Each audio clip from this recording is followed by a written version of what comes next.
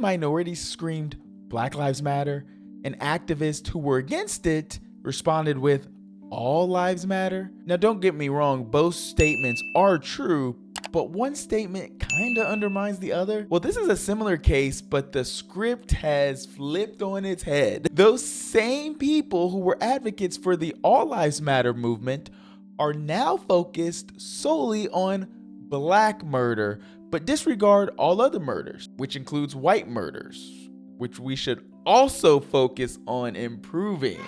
One day I asked this Twitter user, who's a white male, if he was more likely to die from a white person or a Black person in 2019 in the United States. He proceeded to tell me, albeit in a fairly racist manner,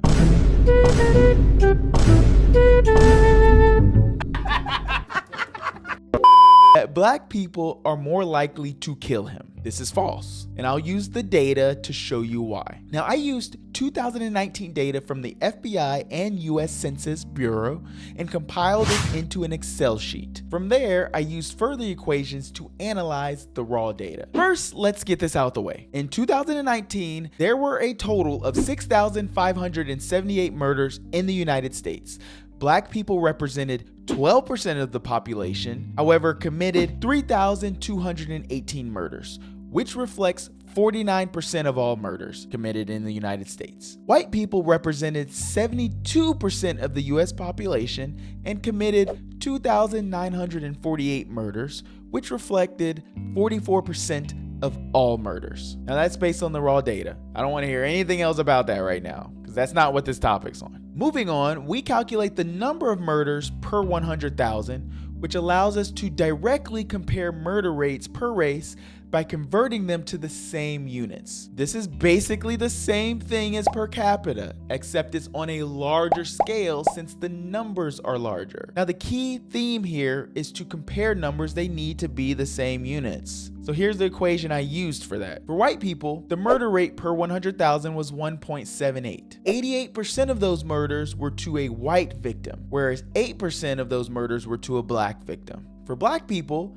the murder rate per 100,000 Black people was 11.6. 80% of those murders were to a Black victim, while 18% of those murders were to a white victim. Now that we have two numbers in the same units, we can make comparisons. For every 100,000 people, a white person would kill roughly 2 people, whereas for every 100,000 Black people, a Black person would kill roughly 12 people. We can further break this down by race. White on white murder happens about 1.57 times out of every 100,000 white people, which is the same thing as saying for every 100,000 white people, a white person would die 1.57 times by another white person. Whereas for every 100,000 Black people, a white person would die 2.05 times. Now here's the problem. These statistics are based on race and not the total population, which is not equal. We don't live in a society where there are 50% Black people and 50% white people. Black people only account for 12% of the population, but murdered 17% of white people, while white people accounted for 72% of the population, but murdered 88% of white people. You literally don't have enough Black people in the United States to be able to kill more white people than white people themselves. I'll give you an example. That's like saying you have a higher chance of dying from malaria than you do from the flu. While yes, this may be true while making a direct comparison of the two illnesses, or looking at data in a place like Nigeria, which has a high prevalence of malaria. But when applying it to the United States population, you don't see enough malaria cases for it to matter. Malaria kills 5 to 10 people in the United States versus the flu, which kills 34,000. You have to look at the population. Just as people use that 1350 rule, the same principle applies here.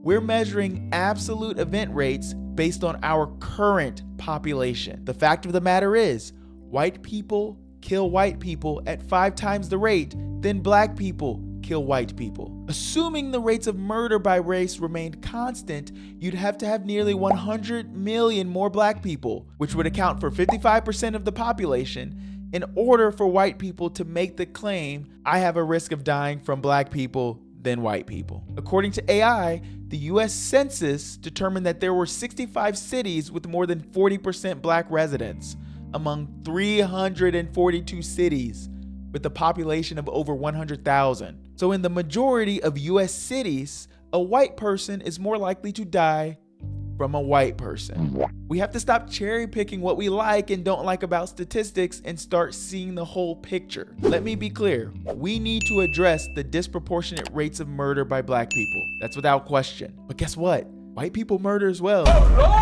And they do it at high enough rates that it should also be addressed.